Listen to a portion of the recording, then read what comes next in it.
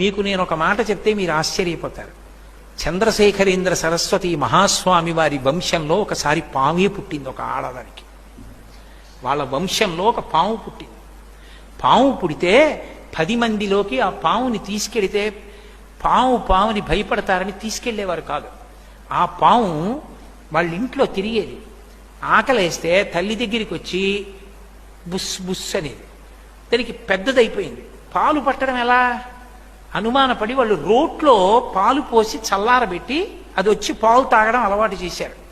తప్పనిసరి పరిస్థితుల్లో ఆవిడ ఓ పేరంటానికి వెళ్లాల్సి వచ్చింది. పక్క ఊరు ఇంట్లో ఉన్న వృద్ధురాలికి చెప్పింది, అమ్మా రోట్లో పాలు పోసి చల్లార పెట్టండి, ఆ పాము తాగుతుంది వచ్చని. ఆ పాము వచ్చి పాలు తాగుతుందని తెలిసి కూడా ఇంట్లో వృద్ధురాలు మరుగు పాలు పోసింది. ఈ పాము తిన్నగా వచ్చి రోలిక్కి